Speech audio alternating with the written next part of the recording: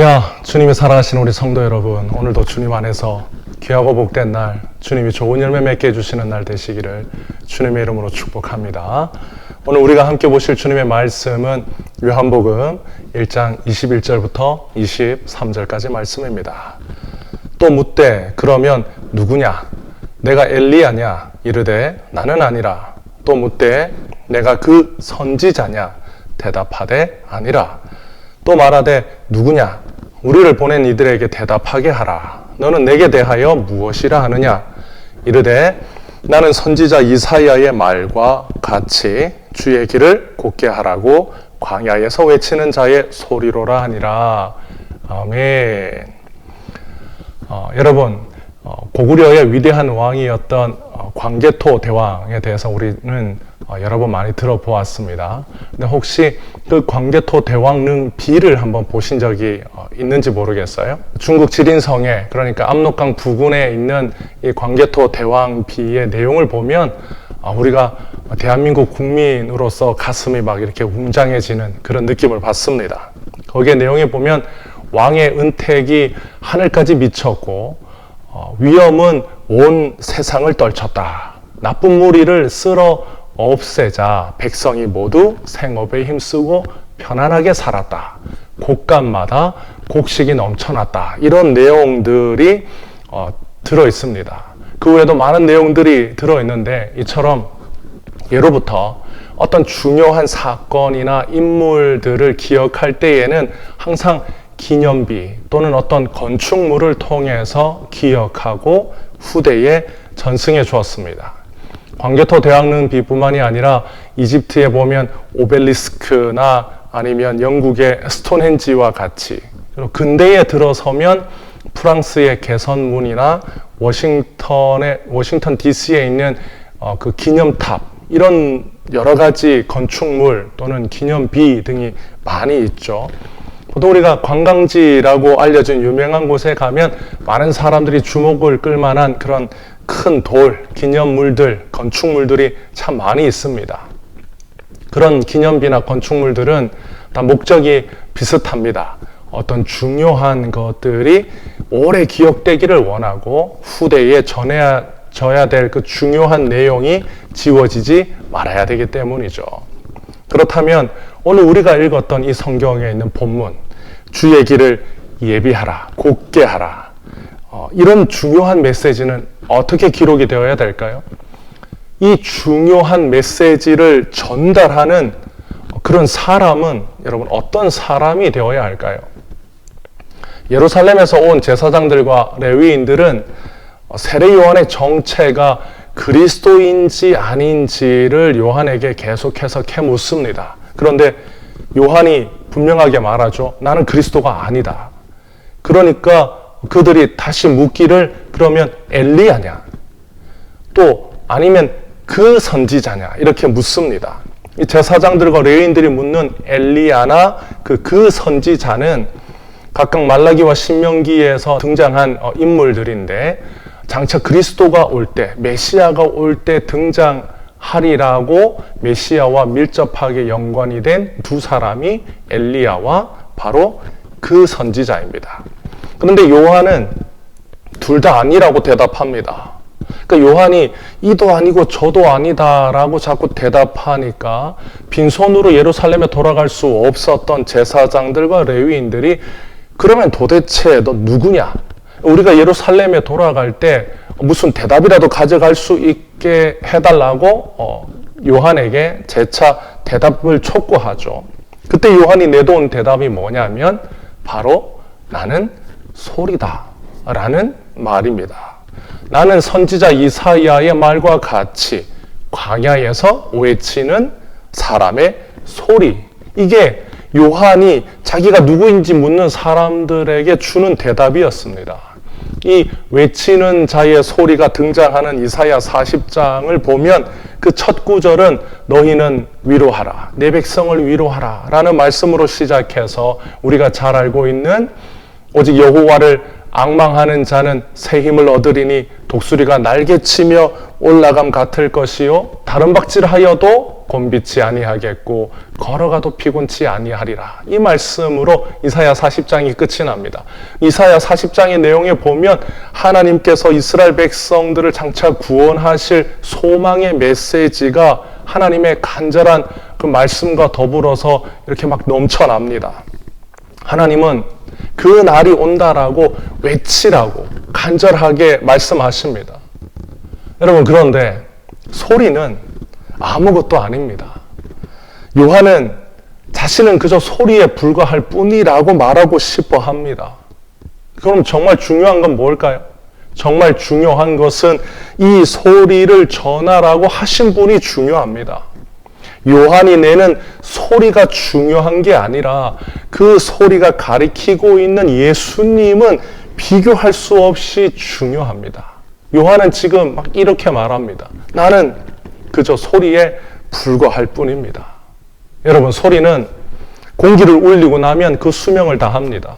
바람이 심하게 부는 날에는 그 소리조차 멀리 전달되지 않습니다. 소리는 영원하지 않아요. 소리는 아무리 길어도 그 소리를 내는 순간에만 존재합니다. 그러나 예수님은 영원하신 분입니다. 예수님은 영원부터 영원까지 계시는 분이십니다. 예수님은 어떤 사람이나 어떤 장애물 때문에 예수님이 하시려고 하시는 이 일을 전혀 구애받지 않으시는 전능하신 분이 바로 예수님이십니다. 그래서 예수님은 자신의 성도들을 인도하실 때에 항상 최선으로 인도하시는 분이 예수님이십니다. 예수님은 자신이 부르는 자가 너무 죄가 많아서 구원하지 못하는 분이 아니십니다. 예수님은 자신이 부르는 자가 너무 무식해서 쓸 수 없다라고 말씀하시는 분이 아닙니다. 예수님은 자신이 부르는 자가 너무 못나서 당황하고 어쩔 줄 몰라 하시는 분이 절대로 아니십니다. 예수님이 부르시는 자는 다 모두 죄가 많고 무식하고 못났지만 예수님은 전능하시고 사랑이 많으시고 그 능력에 한이 없으신 분이시기 때문에 항상 예수님은 자신의 성도를 인도하실 때에 최선의 길로, 좋은 길로 인도하시는 분이 바로 예수님이십니다. 성도가 예수님을 주목하지 않고 자신을 주목하면 결국 자신 안에 있는 무능력만 보게 됩니다. 성도는 자신의 자녀에게 예수님을 주목하고 예수님을 의지하라고 가르쳐야 됩니다. 우리가 잘못 말하는 것 중에 하나가 예수님이 너를 쓰시려면 내가 준비가 되어 있어야 한다라는 말을 가끔 듣기도 하고 우리는 하기도 합니다. 여러분, 이 말은 얼핏 들으면 굉장히 신앙이 좋은 말 같지만 예수님을 철저하게 무시하는 말입니다. 예수님을 무능력한 분으로 만드는 말입니다. 세례 요한은 그 당시 사회 분위기로 보면 철저하게 준비되지 못한 사람이었습니다. 여러분, 그 당시에 잘 준비된 사람들은 다 어디에 있었느냐? 다 예루살렘에 있었어요. 예루살렘에서 제사장으로 사역하고 빛나는 세마포 옷에 많은 사람들의 존경을 받고 그리고 많은 사람들이 모이는 그 예루살렘 중심지에서 그 한가운데 있는 성전에서 사역하고 그 성전을 중심으로 활동하는 사람들이 세례 요한 시대에 잘 준비된 사람들이었습니다. 그런데 세례 요한은 냄새나는 낙타털 옷을 입고 들에서 메뚜기 잡아먹고 그리고 야생꿀 주워 먹는 그런 사람이 세례 요한이었습니다.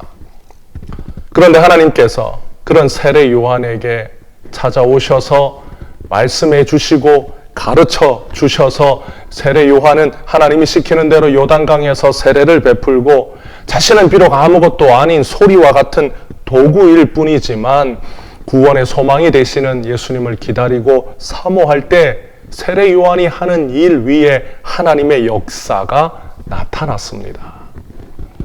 그래서 세례 요한은 자신을 기꺼이 소리라고 말하기를 주저하지 않습니다. 아무것도 아닌 소리, 어쩌면 아무도 알아주지 않는 소리, 그러나 하나님께서 함께 하시는 소리요, 하나님께서 기름 부어 주시는 외침이었습니다. 성도가 위대한 삶을 살았기 때문에 예수님께 쓰임 받는 것이 절대로 아닙니다. 성도는 비록 잠깐 있다 없어질 소리와 같은 존재지만 그 소리의 주인공이 되시는 예수님께서 함께 해주시는 복된 인생이 성도의 삶입니다.